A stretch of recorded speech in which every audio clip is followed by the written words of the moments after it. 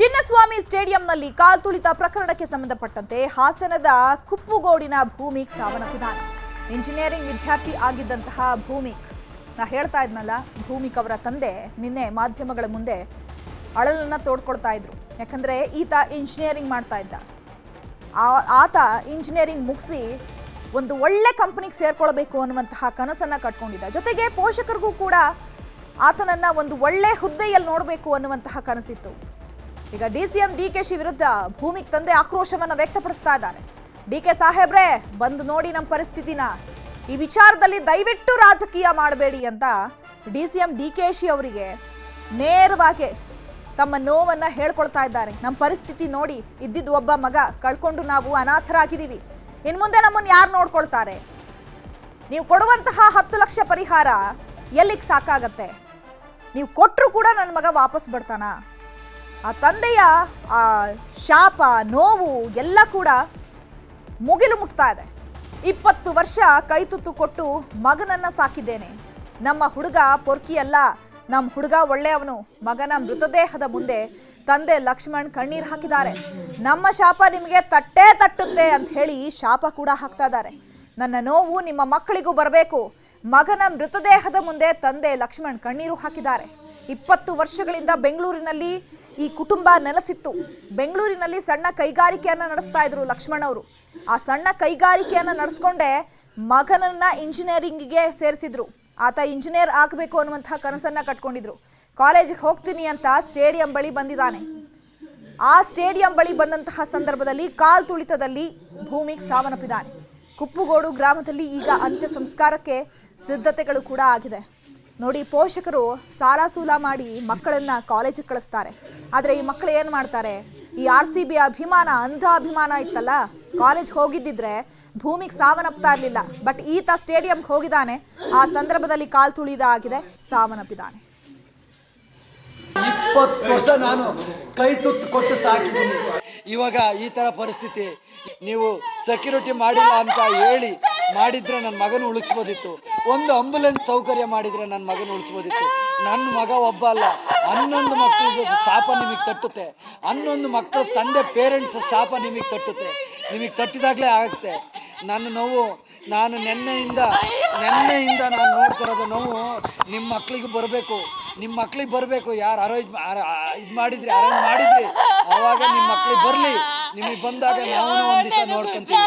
ನಿಮಗೆ ದುಡ್ಡು ರಾಜಕೀಯ ಶಾಶ್ವತ ಅಲ್ಲ. ನೀವು ಬರೀ 5 ವರ್ಷಕ್ಕಿರೋದು. ನಾವು ಇರೋವರೆಗೂ ನಿಮ್ಮನ್ನು ಸಾಕ್ತೀವಿ. ನಮ್ಮ ಮಗನ ತಗೊಂಡಿದ್ದೀರಾ, ನಿಮ್ಮ ಸರ್ಕಾರದಿಂದಲೇ ನೀವೇ ಬೇಕು ಅಂತ ನಮ್ಮ ಮಕ್ಕಳನ್ನ ಕೊಲೆ ಮಾಡಿರೋದು ನೀವೇ. ನಿಮ್ಮ 100% ಕೊಲೆ ಮಾಡಿರೋದು ನೀವೇ. ನನ್ನ ಶಾಪ ನಿಮಗೆ ತಟ್ಟಬೇಕು. ಬಂದು ನೋಡಿ ನಮ್ಮ ಮನೆ ಪರಿಸ್ಥಿತಿನ, ಬಂದು ನೋಡಿ. ನಿಮಗೂ ಒಬ್ಬನೇ ಮಗ ಇದ್ದಾನೆ. ನೀವೇ ರಾಜಕೀಯ ಮಾಡಕ್ ಹೋಗ್ಬೇಡಿ. ನನ್ನ ಪರಿಸ್ಥಿತಿನ ಬಂದು ನೋಡಿ, ನಮ್ಮ ಮನೆ ಪರಿಸ್ಥಿತಿನ ಬಂದು ನೋಡಿ. ಯಾವ ಲೆವೆಲ್ಲಿಗೆ ಇದು ಮಾಡ್ತಾ ಇದ್ದೀನಿ. DK ಸಾಹೇಬ್ರೆ, ಬನ್ನಿ, ನೀವು ಎಲ್ಲಿದ್ದೀರಾ ಬಂದು ನೋಡಿ ನೀವು. ಅವಾಗ ನಮ್ಮ ಕಷ್ಟ ಏನು ಅಂತ ಗೊತ್ತಾಗುತ್ತೆ. ಅಲ್ಲಿ ಕೂತ್ಕೊಂಡು ಮಾತಾಡ್ತಿರಲ್ಲ, ಅದೆಲ್ಲ ಇಲ್ಲಿ ವಾಸ್ತವತೆ ಏನಂತ ಬಂದು ನೋಡಿ.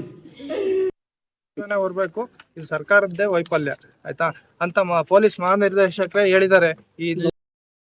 ಹೀಗೆ ನಡೆದ್ರೆ ವ್ಯವಸ್ಥೆ ಆಗಲ್ಲ, ಕಂಟ್ರೋಲ್ ಮಾಡಕ್ ಆಗಲ್ಲ ಅಂತ ಹೇಳಿದ್ದಾರೆ.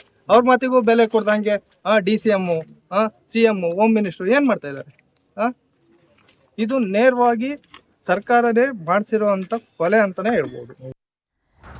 ಬೆಂಗಳೂರು ದುರಂತದಲ್ಲಿ ಸಾವನ್ನಪ್ಪಿದ ಮನೋಜ್ ಅಂತ್ಯ ಸಂಸ್ಕಾರ ತುಮಕೂರು ಜಿಲ್ಲೆಯ ಸ್ವಗ್ರಾಮ ನಾಗಸಂದ್ರದಲ್ಲಿ ನೆರವೇರಿತು. ಮಗನನ್ನ ಕಳ್ಕೊಂಡ ಕುಟುಂಬದ ಆಕ್ರಂದನ ಮುಗಿಲು ಮುಟ್ಟಿತ್ತು.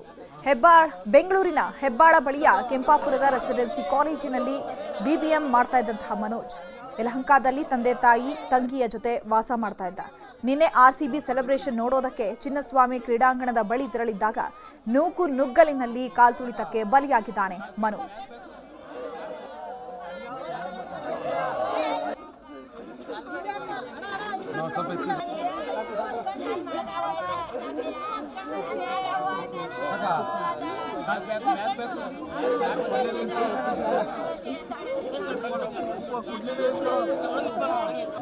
Thank you.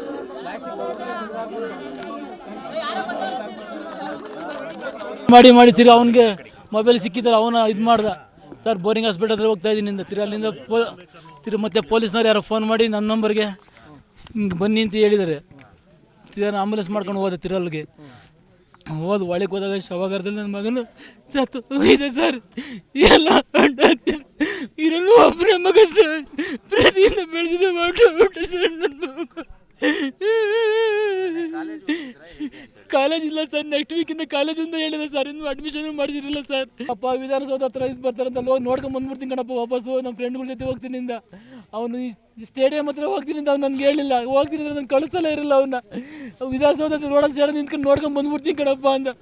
ಊಟ ಮಾಡ್ತಿದ್ದೆ ತುತ್ತಾಗಿ ನನ್ನ ತಟೆಗೆ ಹಾಕ್ಬಿಟ್ಟು ಹೋದ. ಅವ್ನು ತಿರುಗಿ ಬರಲೇ ಇಲ್ಲ. ತಿರುಗಿಸಿ ಅಂಕಲ್ ಫೋನ್ ಮಾಡಿದ್ರೆ ಅವನು ಅಲ್ಲಿ ಒಂದು ನೋಡಿದ್ರೆ ಡೆತ್ ಆಗಿದೆ ಸರ್. ನನ್ನ ಕೈಲಿ ನೋಡೋಕ್ಕಾಗಲಿಲ್ಲ, ನನ್ನ ಕೈಲಿ. ಒಂದು ಗಂಟೆ ಅಲ್ಲ ಅಣ್ಣ, ಒಂದು ಗಂಟೆಲೆ ಹೋಗಿ ಬರ್ತೀನಿ ಅಂತವ್ರ ಅಪ್ಪಾಜಿಗೆ ಹೇಳ್ಬಿಟ್ಟು ಹೋದ. ಬರಲಿಲ್ಲ ಅಣ್ಣ, ಇನ್ನ ಮನೆ ಬರಲಿಲ್ಲ. ಹಿಂಗಾಗುತ್ತೆ ನಮಗೆ ಗೊತ್ತಿಲ್ಲ, ಕಳಿಸ್ತಿರ್ಲಿಲ್ಲ. ಹೋಗ್ಬಿಟ್ಟಿಂದ ಬರಲೇ ಇಲ್ವಲ್ಲಣ್ಣ. ಯಾರಣ್ಣ ನಮಗೆ ದಿಕ್ಕು ಇರೋನು ಮಗ, ಯಾರನ್ನ ಮಗ ಅಂತ ಕರೀಲಿ ನಾವು, ಏನಪ್ಪ ಮಾಡೋಣ ನಾವು. ಮನಜ ಹಾರಪ್ಪ, ದೇವ್ರು ನನ್ನ ಮಗನ ಕಾಪಾಡ್ಲಿಲ್ವಲ್ಲ. ಅಯ್ಯ ದುಡ್ಡು ತಣ್ಣ ನಾನೇನು ಮಾಡ್ಕೊಳ್ಳ. ನನ್ನ ಮಗನ ಕರ್ಕೊಂಬತ್ತಾರಣ್ಣ, ನನ್ನ ಮಗನ ಕರ್ಕೊಂಬರ್ಲಣ್ಣ. ನನ್ನ ಮಗನ ಕರ್ಕೊಂಬಂದು ಕೊಡ್ಲಿ ನನಗೆ. ನನ್ನ ಮಗ ಬಂದರೆ ಸಾಕು ನನಗೆ, ನನ್ನ ಮಗ ಬೇಕು ನನಗೆ. ಆರ್ಸಿಬಿ ಸಂಭ್ರಮಾಚರಣೆ ವೇಳೆ ಕಾಲ್ತುಳಿತ ಪ್ರಕರಣಕ್ಕೆ ಸಂಬಂಧಪಟ್ಟಂತೆ ಕಾಲ್ತುಳಿತದಲ್ಲಿ ಕುರುಟಹಳ್ಳಿ ಗ್ರಾಮದ ಶ್ರವಣ್ ಸಾವನ್ನಪ್ಪಿದ್ದಾನೆ. ಚಿಕ್ಕಬಳ್ಳಾಪುರದ ಚಿಂತಾಮಣಿಯ ಕುರುಟಹಳ್ಳಿ ಗ್ರಾಮದ ನಿವಾಸಿ ಈತ ಕಾಲ್ತುಳಿತದಲ್ಲಿ ಸಾವನ್ನಪ್ಪಿದ್ದಾನೆ.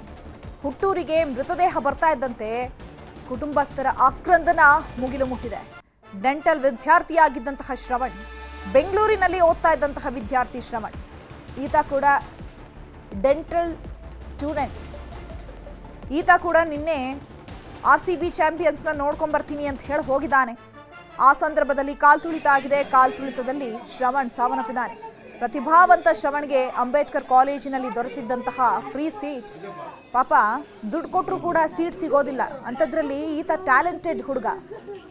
ಈತ ಟ್ಯಾಲೆಂಟ್ ಆಗಿದ್ದಕ್ಕೆ ಅದನ್ನು ಗುರುತಿಸಿ ಅಂಬೇಡ್ಕರ್ ಕಾಲೇಜಿನಲ್ಲಿ ಫ್ರೀ ಸೀಟನ್ನು ಕೂಡ ಪಡ್ಕೊಂಡಿದ್ದ. ಆದರೆ ಏನಾಯಿತು, ಕಾಲೇಜಿಗೆ ಹೋಗಿದ್ದಿದ್ರೆ ಈ ದುರಂತ ಸಂಭವಿಸ್ತಾ ಇತ್ತ. ಅಟ್ಲೀಸ್ಟ್ ಪೋಷಕರು ಕೂಡ ಅಲರ್ಟ್ ಆಗಿರ್ಬೇಕಲ್ವಾ? ಯಾಕಂದ್ರೆ ಮಕ್ಕಳು ಬಿಹೇವಿಯರ್ ಪೋಷಕರಿಗೆ ಗೊತ್ತಿರುತ್ತೆ. ಒಂದು ಫೋನ್ ಮಾಡಿ ವಿಚಾರಿಸ್ಬೇಕು, ಹೋಗಬೇಡ, ಹೋಗಬಾರ್ದು ಅನ್ನೋಂಥ ಏನೋ ಒಂದು ಹೇಳಬೇಕು. ನಿನ್ನೆ 2:30 ಫೋನ್ ಮಾಡಿದೆ ನಾನು. ಫೋನ್ ತೆಗೆಯಲಿಲ್ಲ. ಇನ್ನೊಂದು ಕಳ್ಕೊಂಡಿದ್ದಾರೆ. ನಾನು ಇದನ್ನು ಹೇಳೋದಕ್ಕೆ ನಾನು ಫೋನ್ ಮಾಡಿದೆ, ಆದರೆ ಫೋನ್ ತೆಗಲಿಲ್ಲ.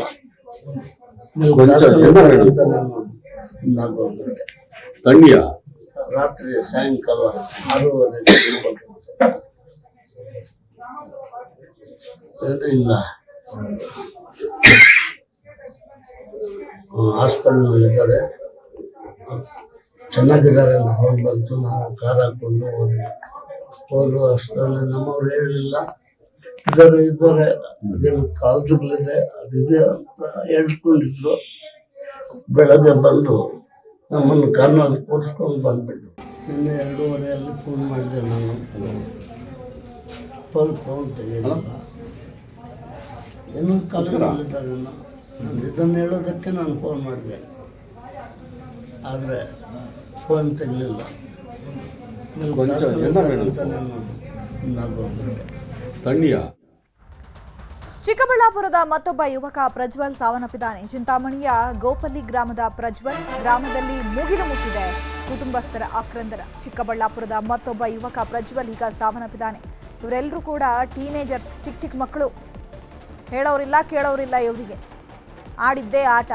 ಮನೇಲಿ ಹೇಳಿರ್ತಾರೆ ನಾನು ಕಾಲೇಜ್ಗೆ ಹೋಗ್ತೀನಿ ಅಂತ, ಇಲ್ಲ ಇಲ್ಲೆಲ್ಲೋ ವಿದ್ಯಾರ್ಥಿಗಳು ಫ್ರೆಂಡ್ಸ್ ಜೊತೆ ಹೊರಗಡೆ ಹೋಗಿರ್ತೀನಿ ಅಂತ ಹೇಳಿರ್ತಾರೆ. ಬಟ್ ಪೋಷಕರಿಗೆ ಹೇಳೋದೇ ಒಂದು, ಇವ್ರು ಮಾಡೋದೇ ಒಂದು. ಸಾವಿನ ಮನೆಯಲ್ಲಿ ಮತ್ತೆ ಸೂತಕ. 10 ದಿನಗಳ ಹಿಂದೆ ಮೃತಪಟ್ಟಿದ್ದಂತಹ ಪ್ರಜ್ವಲ್ ಅಜ್ಜಿ ನಿನ್ನೆ ಕಾಲ್ತುಳಿತದಲ್ಲಿ ಮೃತಪಟ್ಟಿರುವಂತಹ ಮನೆ ಮಗ ಪ್ರಜ್ವಲ್ ಸಾವಿನ ಸಮಯದಲ್ಲೂ ಸಾರ್ಥಕತೆ ಮೆರೆದಿದ್ದಾನೆ. ಮೂವರನ್ನ ರಕ್ಷಣೆ ಮಾಡಿ ನಂತರ ಪ್ರಾಣ ತ್ಯಾಗ ಮಾಡಿದ್ದಾನೆ. ಸದ್ಯ ಪುನೀತ್ ರಾಜ್ಕುಮಾರ್ ಅಭಿಮಾನಿಯಾಗಿದ್ದಂತಹ ಪ್ರಜ್ವಲ್ ಸ್ವಗ್ರಾಮದಲ್ಲಿ ಕುಟುಂಬಸ್ಥರ ಆಕ್ರಂದನ ಮುಗಿಲು ಮುಟ್ಟಿದೆ.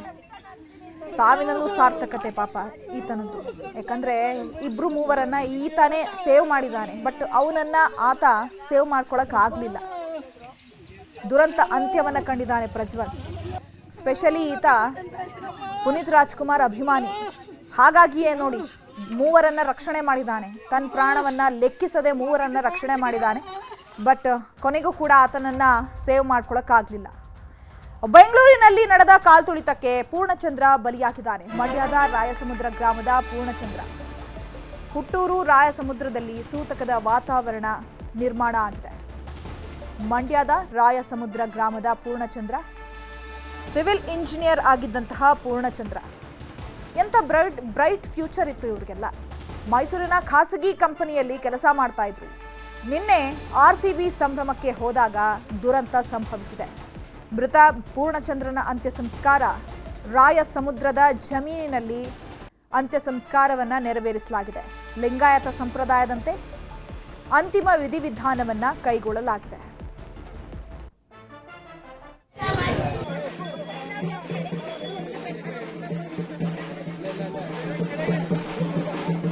ಅತಿಯಾದ ಕ್ರಿಕೆಟ್ ಪ್ರೇಮಿನಲ್ಲ ಸರ್. ಕ್ರಿಕೆಟ್ ಆಡೋನು ಸರ್. ಕ್ರಿಕೆಟ್ ಆಡೋನು ಎಲ್ಲ ತಕ್ಕ ಹೋಗೋದು, ಫಂಕ್ಷನ್ ಹೋಗೋಣ ಸರ್ ಕ್ರಿಕೆಟ್ಗೆ. ಅತಿಯಾದ ಪ್ರೇಮಿನ ನಿನ್ನೇನು ಮಿಸ್ ಆಗಿ ಅಲ್ಲಿ ನೋಡಕ್ ಹೋಗ್ಬಿಟ್ಟವನೆ. ಕಪ್ ಗೆದ್ದವ್ರೆ ಅಂತ ಅತಿಯಾದೇನು ಇದಿಲ್ಲ. ಅತಿಯಾದ ಜಾಸ್ತಿ ಏನು ಹುಚ್ಚೇನಿರ್ಲಿಲ್ಲ ಅವನಿಗೆ. ಆಡಕ್ ಹೋಗೋಣ ಸರ್. ಆಡಕ್ ಹೋಗೋಣ. ಅದೇನು ಸ್ನೇಹಿತರ ಜೊತೆ ಹೋಗಿದ್ರು ಅಂತಾರೆ. ಹಾಗೆ ನಮ್ಗೆ ಅಷ್ಟು ಪೂರ್ತಿ ಗೊತ್ತಿಲ್ಲ. ಸ್ನೇಹಿತರ ಜೊತೆ 5 ಜನ ಹೋಗಿದ್ರಂತೆ ಸರ್. 5 ಜನ ಸಾಯಂಕಾಲ, ನಿನ್ನೆ ಸಾಯಂಕಾಲ 6 ಗಂಟೆಲಿ 5:30 6 ಗಂಟೆಲಿ ಗೊತ್ತಾಯ್ತು. ವಾಟ್ಸಪ್ಪಲ್ಲೆಲ್ಲ ಅವನ್ನ ಫಸ್ಟ್ ಏಡ್ ಮಾಡ್ತಿದ್ರಲ್ಲ, ಅದು ಗೊತ್ತಾಯ್ತು. RCB ಸಂಭ್ರಮಾಚರಣೆ ವೇಳೆ ಕಾಲ್ತುಳಿತ ಪ್ರಕರಣಕ್ಕೆ ಸಂಬಂಧಪಟ್ಟಂತೆ ಕಾಲ್ತುಳಿತದಲ್ಲಿ ಮೃತಪಟ್ಟ ಕೋಲಾರದ ಸಹನ, ಈಕೆ ಕೂಡ ಇಂಜಿನಿಯರ್. ಅಕ್ಕನ ಮೃತದೇಹವನ್ನ ಕಂಡು ತಂಗಿ ಕಣ್ಣೀರಿಟ್ಟಿದ್ದಾಳೆ ಚಂದನ. ಅವರಿಗೆ 2 ಹೆಣ್ಣುಮಕ್ಕಳು. SG ಲೇಔಟ್ನಲ್ಲಿ ಈಗ ಅಂತ್ಯ ಸಂಸ್ಕಾರಕ್ಕೆ ಸಿದ್ಧತೆಗಳಾಗಿರುವಂಥದ್ದು. ಸರ್ಕಾರದ ವಿರುದ್ಧ ಸಹನಾ ತಂದೆ ಈಗ ಕಿಡಿಕಾರಿದ್ದಾರೆ. ಸಹನಾ ತಂದೆ ಹೇಳ್ತಾ ಇದ್ರು, ನನಗೆ 2 ಹೆಣ್ಣುಮಕ್ಕಳು, ಈಕೆ ಮೊದಲನೇ ಅವಳು, ಇವಳಾದ ಮೇಲೆ ಇವಳು ತಂಗಿ. ಆದರೆ ಮೊದಲನೇ ಮಗಳನ್ನೇ ನಾವು ಗಂಡು ಮಕ್ಕಳ ರೀತಿ ಬೆಳೆಸಿದ್ದೀವಿ. ಪಾಪ ಆ ತಂಗಿಗೆ ಹೇಗಾಗಬೇಕು? ಅಕ್ಕ ಹೋಗಿ ಬರ್ತೀನಿ ಅಂತ ಹೇಳಿರ್ತಾಳೆ, ಮತ್ತೆ ವಾಪಸ್ ಬಂದಿರಲ್ಲ. ಪೋಷಕರಿಗೂ ಅಷ್ಟೇ, ಮಗಳು ಮನೆ ಎಲ್ಲೋ ಹೋಗಿ ಬರ್ತೀನಿ ಅಂತ ಹೋಗಿರ್ತಾಳೆ, ಮತ್ತೆ ಮನೆಗೆ ಬರಲಿಲ್ಲ ಅಂತಂದ್ರೆ ಹೆಂಗಾಗಬೇಡ.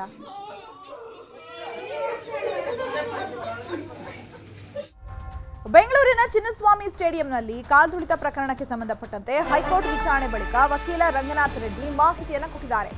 ನ್ಯಾಯಾಲಯ ಸ್ವಯಂ ಪ್ರೇರಿತವಾಗಿ PIL ದಾಖಲಿಸಿಕೊಂಡಿದೆ. ಯಾಕಂದ್ರೆ ಕೋರ್ಟ್ ಕೂಡ ಚೀಮಾರಿ ಹಾಕ್ತಾ ಇತ್ತು. ಯಾಕಂದ್ರೆ ಕೋರ್ಟ್ ಮೇಲೂ ಹತ್ತಿ RCB ಅಭಿಮಾನಿಗಳು ಘೋಷಣೆ ಕೂಗ್ತಾ ಇದ್ರು. ಅದರಲ್ಲೇ ಗೊತ್ತಾಗಿರುತ್ತೆ ನೋಡಿದವರಿಗೆಲ್ಲ ಯಾವ ರೀತಿಯಾಗಿ RCB ಅಭಿಮಾನಿಗಳ ಒಂದು ಹರ್ಷೋದ್ಗಾರ ಇತ್ತು ಅಂತ ಹೇಳಿ.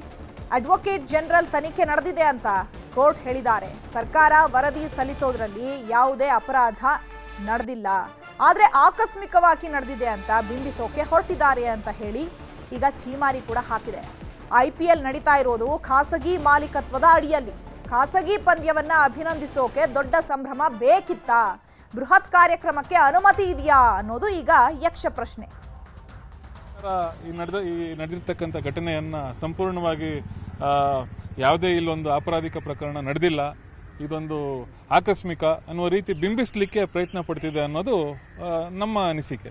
ಒಂದು ಖಾಸಗಿ ಪಂದ್ಯವನ್ನು ಇವರು ಅಭಿನಂದಿಸಲಿಕ್ಕೆ, ಇದು ಯಾವುದೋ ರಾಜ್ಯದ ಒಂದು ಪಂದ್ಯವಲ್ಲ, ಅಥವಾ ಯಾವುದೇ ಒಂದು ರಾಷ್ಟ್ರಕ್ಕೆ ಸಂಬಂಧಪಟ್ಟ ಪಂದ್ಯ ಅಲ್ಲ, ಅಥವಾ ಯಾವುದೋ ಒಲಿಂಪಿಕ್ಸೋ ಏಷ್ಯನ್ ಗೇಮ್ಸೋ ಅಥವಾ ಕಾಮನ್ವೆಲ್ತ್ ಪಂದ್ಯನೋ ಖಂಡಿತ ಅಲ್ವೇ ಅಲ್ಲ. ಇದಕ್ಕೆ ಇವರು ಈ ರೀತಿಯ ಒಂದು ಪ್ರಶಂಸೆಯ ಒಂದು ದೊಡ್ಡ ಸಂಭ್ರಮವನ್ನು ಈ ಒಂದು ಬೃಹತ್ ಗಾತ್ರದಲ್ಲಿ ಇವರು ಮಾಡಲಿಕ್ಕೆ ಇವರಿಗೆ ಅನುಮತಿ ಇದೆಯಾ? ಇವರು ಯಾವ ಒಂದು ಅನುಮತಿಯ ಮೇರೆಗೆ ಅಥವಾ ಯಾವ ಒಂದು ಶಾಸನದ ಮೇರೆಗೆ ಈ ರೀತಿ ಇವರೊಂದು ಸರ್ಕಾರದ ಒಂದು ಈ ಗೌರ್ಮೆಂಟ್ ಟ್ರೆಸರಿ ಅಂತ ಏನು ನಾವು ಹೇಳ್ತೀವಿ, ಆ ಒಂದು ಈ ಹಣದಿಂದ ಇವರು ಇಂತಹ ಕಾರ್ಯಕ್ರಮಗಳನ್ನು